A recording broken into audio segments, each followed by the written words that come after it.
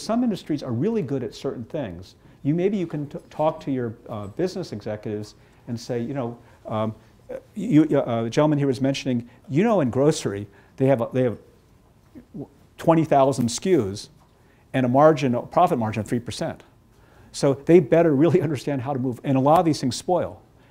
Even the things in cans have an expiration date. So they can be really on the money in terms of inventory management. So you say, no offense, but you've got 12 SKUs. I mean, maybe you should think about how to do inventory management the way a grocer they have to, otherwise they're dead. So maybe taking some of the sophistication that's used for someone with just a crazy amount of SKUs that no one can manage their head, and maybe apply it to the way you're just doing this in your head. Like, looks like we could use some more. Let's get some more. That reorder point. Where did you get that number from? So in inventory optimization, generally the way we're taught, there's 3 numbers that you use to principally decide what the reorder. There's a minimum quantity where you reorder, and then there's a reorder amount. But there's generally 3 numbers that are used. One is what's the demand, what's the variability of the demand, and what's the replenishment time. And so using those 3 numbers, some others you calculate a minimum level and a reorder level, okay? But that's so easy to manage from. You can run an inventory that way. You can say, when it goes below 15, reorder 10, okay? The thing is, and my point to you guys is, when was the last time those numbers were calculated? I mean, so it's like 15, that's what my dad did it, my granddad did it, I upped it because we ran out once, and yeah, but maybe it's time to, maybe it's time to kind of, revisit. There's a basic formula. Probably the person that did this, maybe they were a professor type, maybe they went through your inventory turns and they gave you these numbers, but maybe, it's time to revisit some of these things.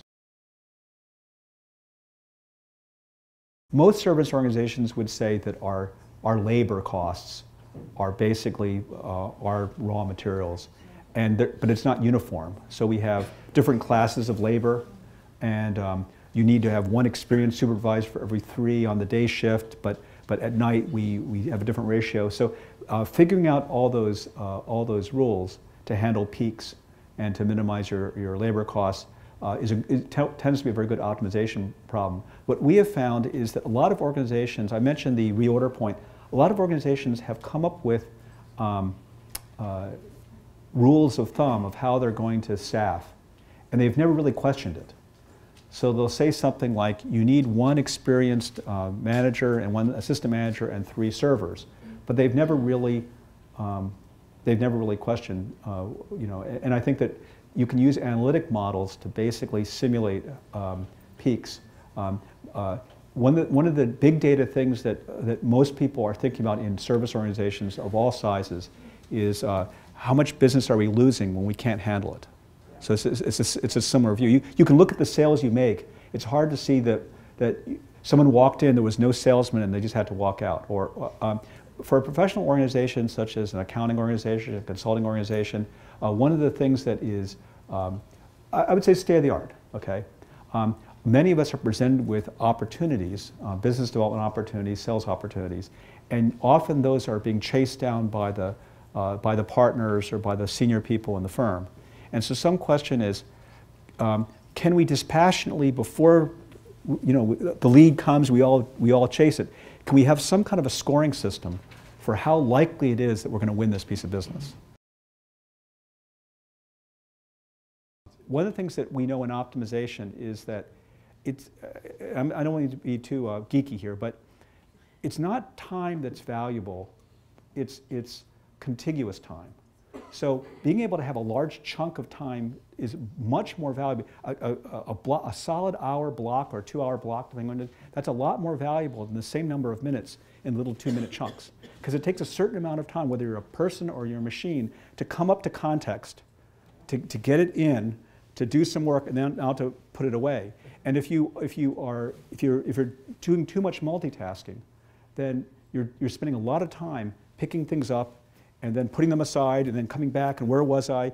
And for computers, computers long ago were made so they could seemingly do multiple things at the same time. So you can be running 5 programs at the same time, so-called multitasking. In truth, they're largely, one core is only doing one thing at a time. So what it does is it brings something in, does some work, puts it aside, but it does it just so fast that the illusion is it's doing several things at the same time for one core. there's a technical term called thrashing. Thrashing is when the machine is spending so much time bringing something into memory and then, oh, out of time, putting it away, that it's actually not getting any work done. Right? It's spending all its time just trying to, and so a lot of times when your machine seems to have frozen up, it's actually hit its thrashing point. It's still running. It's just not doing anything that you care about. It's spending all its time saying like, let me get this, oh, got it. And so I think a lot of times we may not get to the point of thrashing, some of us do, but we get to that inefficiency part of our curve where we're just spending so much time like, did you get my email? Oh, I got to go through the email box. You're just spending a lot of time, just trying to find what they're talking about and reading it up, and and so I think that a lot of optimization at the high end, is really taking a large industrial problem and turning it into a game. But I think that it has a lot of applications for all of our lives too. It's sort of a way of thinking. Excel has a solver in it. So, and many of the people in this room, I certainly would count myself on this, have spent a lot of our lives in Excel. but Excel has a solver plugin, so it's called the solver plugin. And I don't want to promise that anyone in this room can become an optimization master just by turning on a solver. But if you find and can activate the free Excel solver plugin, you're now getting, you're turning on what optimization people use. So what optimization people do is they take a problem and they reduce it down to a formula. So almost all optimization problems are maximize this or minimize this. So minimize cost, minimize waste, maximize the utilization. But if you look at the solver in Excel, it will say if you are in school, if you are in business, and you are taking a course in, sometimes it's called operations research, today it might be applied advanced analytics. They said the professor wants you to figure out where we should put our factories or what levels of product we should have, that you'll probably do it in something that looks like a solver. So that's an applied start. Now, and like I said, it's right in Excel. It's beautiful when it's in Excel too, because you don't have to learn, I mean, how do you get the data in there and how do you edit the data? It's like Excel, it's all there, I mean, so you can just concentrate on, okay, how do these solvers work? And how do you have to put together a problem such that you can optimize it? So that it's very straightforward. The core work that you guys do, the finance data, has not changed much, in decades, right? So it's the same core financial, sales, basic GAAP expenses. But now there's so much more data that people could do. In a way, you guys are the first generation of data scientists, because you said, I don't care what business you're in, there's a common data language called finance that we will measure everything. So whether you're a professional services firm, whether you're a manufacturer, I'm going to reduce this thing into a common set of data. But what's happening now is there's a lot more data available. And so I think it's taking the same types of thinking that led to to financial accounting and managerial accounting. Can we basically apply that to all the new data we're having? And as Carmen said, surprisingly, we're very primitive about doing this.